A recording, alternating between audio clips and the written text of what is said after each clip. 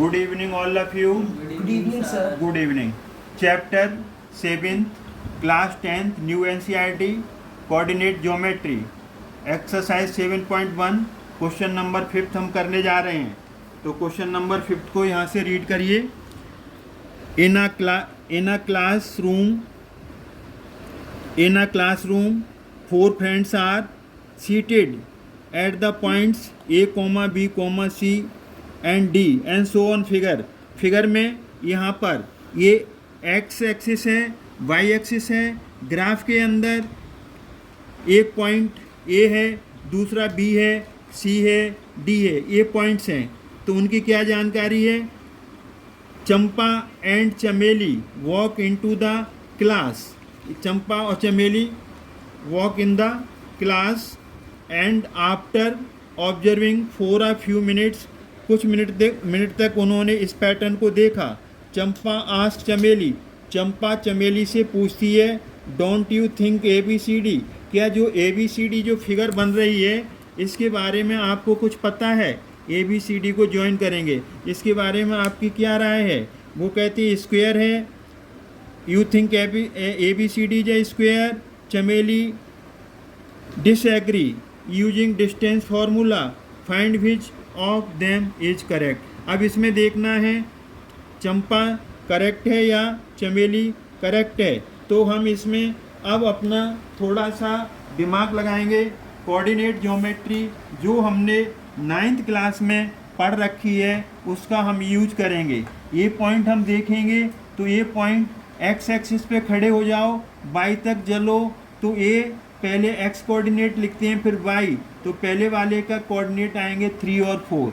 अब हम बी की बात करते हैं तो बी 6 पे खड़े हो जाओ, एक्स कोऑर्डिनेट 6 पे खड़े हो जाओ. हाइट इसकी 7 तक जा रही है तो 6 और 7. तो हमने बी के कोऑर्डिनेट पता लगा लिए. अब हम सी के कोऑर्डिनेट्स पता लगा रहे हैं. तो सी किसके है? 9 के ऊपर है और हाइट कितनी जा रही है इसकी? 4 तक जा रही है. तो इसके कोऑर्डिनेट 9 और 4. कोऑर्डिनेट में पहले हम x लिखते हैं फिर y. अब d पे आ जाओ. d कहाँ एक्सटेंड कर रहा है? 6 के ऊपर. तो यहाँ पर आपका ये पहला पॉइंट कोऑर्डिनेट 6 आ जाएगा और हाइट इसकी कितनी है? 1 तक. ये x कोऑर्डिनेट बेस होता है और y कोऑर्डिनेट हाइट होती है. तो इस तरीके से एक आपकी ये फिगर बन गई. इस फिगर को हम पता लगाना है कि ये फिगर ABCD जो है स्क्वायर है या नहीं. तो हमने यहाँ पर ABCD अलग से एक फिगर बना ली. अभी तो हम इसे क्वाड्रिलेटरल कह रहे हैं, बाद में इसके बारे में पता लगाएंगे. तो A के कोऑर्डिनेट्स 3 4, B के कोऑर्डिनेट्स 6 7, C के 9 4 और D के 6 1. अब हमने डिस्टेंस फार्मूला यूज करना है. AB = x2 - x1 का whole square plus y2 - y1 का होल स्क्वायर होता है. तो हमने एक जो कोऑर्डिनेट्स हैं 3 4 उसको x1 y1 में लिख लिया और इसको x2 y2 और ये 6 7 नंबर. अब हम यहाँ पर AB निकालेंगे. तो AB यहाँ पर क्या होगा? x2 की वैल्यू होगी 6 और x1 की वैल्यू होगी 3. तो 6 - 3 का होल स्क्वायर. y2 यहाँ पर 7 होगा और y1 यहाँ पर वैल्यू कितनी है? 4. इसका होल स्क्वायर हो जाएगा. ठीक है ना. अब यहाँ पर 6 में से 3 जाएगा तो आपका कितना आएगा? 3 का स्क्वायर. और 7 में से 4 जाएगा तो 3 का स्क्वायर. अब 3 का स्क्वायर 3 × 3 9 और 3 × 3 9 और ये कितना आ जाएगा? रूट 18 आ जाएगा. अब हम इसके फैक्टर्स कर लेंगे. तो इसके प्राइम फैक्टर्स करेंगे तो 2 3 × 3 3 3 जा 9 9 2 जा 18. प्राइम फैक्टर्स करने आते हैं आपको.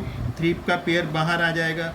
3√2 यहाँ पर यूनिट लगा देंगे. तो हमने डिस्टेंस साइड AB निकाल ली. अब हम BC निकालने जा रहे हैं. अब हम क्या निकालेंगे? BC.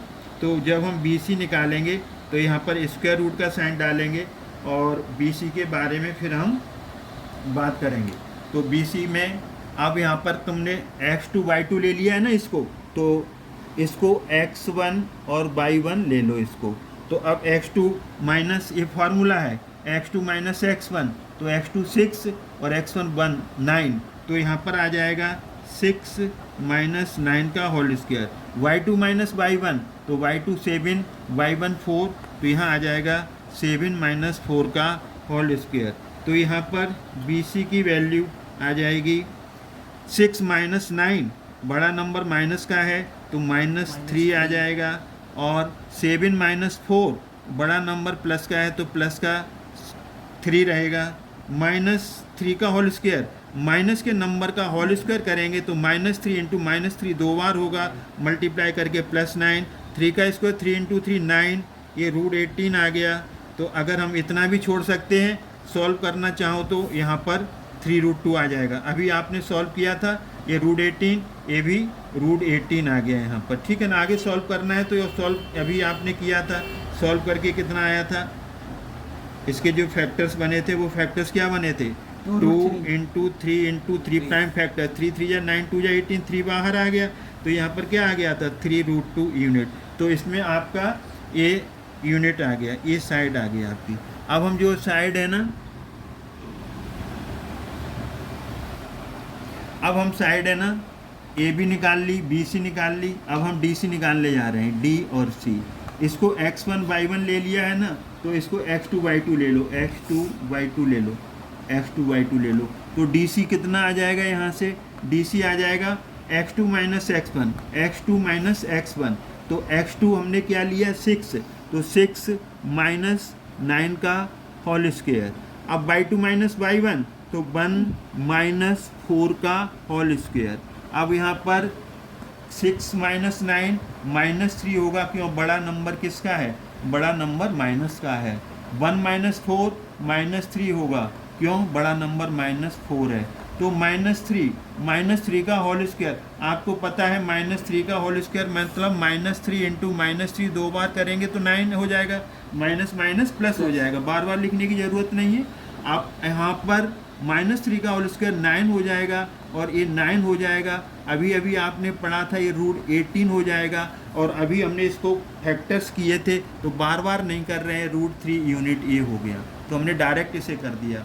अब हमारी बारी है किसकी, AD की। अब हम क्या निकालेंगे, A और D निकालेंगे। AD निकालेंगे तो AD में क्या आएगा, x2 y2 x1 y1, तो D से A की तरफ चलो, x2 कितना है 6 और x1 कितना है -3, तो x2 माइनस x1 का होल स्क्वायर हो जाएगा, तो 6 माइनस 3 का होल स्क्वायर। दूसरे ब्रैकेट में आएगा y2 माइनस y1, तो 1 माइनस 4, 1 माइनस 4। अब यहाँ पर आ जाएगा 6 माइनस 3 कितना होता है, 3 होगा, 1 माइनस 4 -3 होगा। अब इसका होल स्क्वायर करेंगे, अभी हमने थोड़ी देर पहले बताया था कि वो 3 का होल स्क्वायर, 3 इंटू 3 9, -3 का होल स्क्वायर अभी बताया था, प्लस का 9 हो जाएगा, तो ये पूरा √18 आ गया। आप √18 यहीं तक छोड़ दो, क्योंकि हर एक में √18 आ रहा है। अगर सॉल्व करना चाहो तो सॉल्व होकर भी कितना आया था, 3√2 यूनिट आया था। अब देखो, अब 4 साइड्स इक्वल हैं, तो 4 साइड्स इक्वल हैं, तो 4 साइड्स इक्वल में कंडीशन क्या बनती है, 4 साइड्स किसकी इक्वल होती हैं, स्क्वायर की भी होती हैं, और 4 साइड किसकी इक्वल होती हैं, रोम्बस की होती हैं। अब यहाँ ये कन्फ्यूजन है कि ये रोम्बस है या स्क्वायर है, लेकिन हमारे पास ब्रेन तो है, उस ब्रेन से यूज कर लेंगे। प्रॉपर्टी क्या होती है, प्रॉपर्टी इसकी क्या होती है स्क्वायर की, कि डायगोनल्स भी इक्वल होने चाहिए, डायगोनल्स भी इक्वल होने चाहिए। तो पहले हम क्या निकालेंगे, AC निकालेंगे। क्या निकालेंगे, AC। तो पहले हम AC निकाले लेते हैं, तो AC हम निकालेंगे, फिर हम देखते हैं कि AC क्या आता है। अगर डायगोनल दोनों इक्वल आ जाते हैं और सारी साइड्स इक्वल आ जाती हैं, तो वो क्या बनेगा, रेक्टेंगल बनेगा, तो सॉरी स्क्वायर बनेगा। तो स्क्वायर के लिए क्या है, all sides will be equal, also diagonals will be equal. Sides हमने निकाल ली, तो साइड कितनी आई, √18, और ए भी कितनी आई, √18, BC कितनी आई, वो भी √18 यहाँ पर आई है। देखिए सारी साइड्स, ए भी √18 हैं, और ए भी √18, और ए भी √18 हैं, और ए भी √18। अब AC के बारे में हम बात करना चाहते हैं, तो देखो AC क्या आएगा, AC के बारे में, AC कैलकुलेट कर रहे हैं, जरा ध्यान से देखिए केयरफुली। AC है, तो अब हम इसको यहाँ पर x1 y1 ले लिया, या फिर हम यहाँ पर इसे x2/2 ले लेंगे। क्या ले लेंगे बोलो? x2/2। अब जो नंबरिंग नेमिंग करनी है ना, पेंसिल से करना है, x1/1 x2 मिटा सकते हैं ना। अब हमने x2 ले लिया तो x2 माइनस x1, तो ये आ जाएगा 9 माइनस 3 का होल स्क्वायर। अब y2 माइनस y1, y2 कितना है 4 और 4, तो 4 माइनस 4 का होल स्क्वायर। फिर से देखिए, पहले क्या आया था? x2 minus x1, x2 minus x1 आया था, तो 9 माइनस 3 का होल स्क्वायर। x2 9 था, x1 3 था, तो 9 माइनस 3 का whole square. y2 4, y1 4, 4 minus 4 का होल स्क्वायर। तो हम इसे सॉल्व करेंगे तो ये कितना आ जाएगा? 3 का इस नहीं सॉरी 9 में से 3 जाएगा तो 6 आएगा, 6 का स्क्वायर। 4 में से 4 गया 0, 0 का स्क्वायर 0 आएगा। ये 6 इंटू 6 36 आएगा। या फिर ये मान के चलो कि ये आया 6 स्क्वायर प्लस 0, तो यहाँ पर क्या आ जाएगा? 6 स्क्वायर क्या आ जाएगा? 6 इंटू 6, तो ये बाहर निकलेगा तो 6 यूनिट आ गया। क्या आ गया? 6 यूनिट। अब हम किसकी बात करने जा रहे हैं? अब हम बात करने जा रहे हैं दूसरा डायगोनल। कौन सा? BD। किसकी बात करेंगे? BD। अब BD हमें पता लगाएगा कि ये क्या चीज़ है। तो BD में क्या कर लिया? x2/1 और इसको क्या ले लो? x1/1 लो। x1 फिर से दोबारा नेमिंग करेंगे। अब यहाँ पर B पहले से x2/2 था, इसको x1/1 ले लेंगे, BD निकालेंगे। x2 माइनस x1, 6 माइनस 6 का होल स्क्वायर। क्यों? x2 6 और x1 6। y2 माइनस y1, तो 7 माइनस 1, 7 माइनस 1। अब हम क्या करेंगे? BD इज इक्वल टू 6 और 6 कितना? 6 माइनस 6 कितना? 0, और ये 7 माइनस 1 कितना? 6 स्क्वायर। तो 0 ऐड करेंगे, कोई अंतर नहीं पड़ेगा, और 6 स्क्वायर है तो क्या बचा? 6 स्क्वायर। इसको स्क्वायर रूट से स्क्वायर कट गया, स्क्वायर रूट से स्क्वायर कट गया, या पेयर बना लो, तो ये आ गया 6 यूनिट। अब हमने क्या देखा? अब हमने देखा since AB BC CD AD all sides √18 आई थी, या फिर √18 को सॉल्व किया था तो 3√2 एक ही बात है, इसे कुछ भी लिख दो, ये यूनिट आया। अब यहाँ पर क्या था? AC डायगोनल और BD डायगोनल। डायगोनल कितने आ गए? 6 यूनिट आ गए। तो यहाँ पर अब हम यहाँ पर लिखेंगे, यहाँ पर हम लिखेंगे ऑल साइड्स आर इक्वल। तो अब यहाँ पर हम एक बार समझाते हैं, फिर हम इसको मिटाते हैं। सबसे पहले हमने A के कोऑर्डिनेट निकाले 3 4, B के कोऑर्डिनेट 6 7, C के कोऑर्डिनेट 9 4 और D के कोऑर्डिनेट 6 1। फिर हमने अलग से ABCD एक यहाँ एक क्वाड्रिलेटरल बना लिया। इसे A के कोऑर्डिनेट 3 4, B के 6 7 और C के 9 4, D के x1/1। फिर हमने x1/1 x2/2 लिया, AB का डिस्टेंस फार्मूला लगाया और डिस्टेंस फार्मूला निकाला तो AB कितना आ गया? 3√2। फिर हमने BC निकाला, डिस्टेंस फार्मूला लगाया तो इसका वैल्यू आ गई √18। सॉल्व करने से 3√2 आ रही है, √18 या 3√2।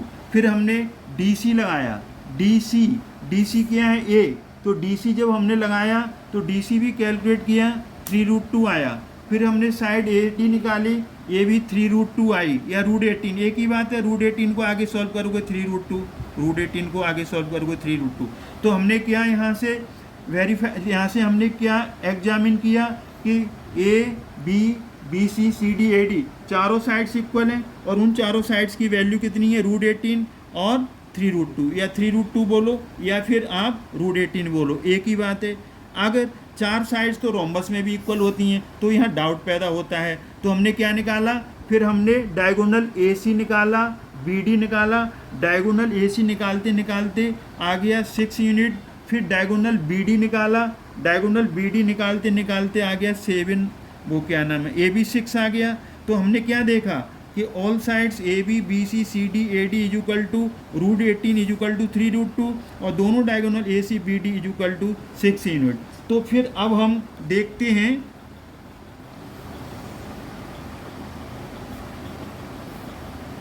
यहाँ पर लिखेंगे हम since all sides and diagonals are equal so it is a square. तो स्क्वेयर किसने बोला था? चंपा ने बोला था। तो कौन करेक्ट हुआ? बोलो, कौन करेक्ट हुआ? चंपा। तो देयरफॉर कौन करेक्ट हुआ? Therefore Champa is correct. ये आपका आंसर है। आई होप कि आपके ये समझ में आया होगा। हमने अच्छी तरीके से एक्सप्लेन किया है। आप इसको वीडियो को देखेंगे, ध्यान से देखेंगे तो आपको समझ में आ जाएगा, कोई डिफ़िकल्टी नहीं होगी। आप कंटिन्यू हमारे वीडियो देखते रहोगे बेसिक से, तो फिर आपको कोई प्रॉब्लम नहीं होगा। ये चैप्टर बिल्कुल इजी लगेगा, सिंपल लगेगा। आई होप, मैं गारंटी के साथ कहता हूँ, आप हमारे एक एक वीडियो को देखिए तो एक भी चैप्टर आपको डिफ़िकल्ट नहीं लगेगा। सारे डिफ़िकल्ट को हम सारे चैप्टर्स को डिफ़िकल्ट से इजी बना देंगे। और जो स्टैंडर्ड मैथ्स लेकर के जो बच्चे एग्ज़ाम दे रहे हैं उनके लिए हम अलग से और आरडी में से क्वेश्चंस कराएंगे, बोर्ड वाले क्वेश्चंस कराएंगे और डिफ़िकल्टी लेवल के क्वेश्चंस कराएंगे। आपके को कम से कम अच्छे मार्क्स आएंगे। कहो तो आप 100 में से 100 भी ले सकते हैं।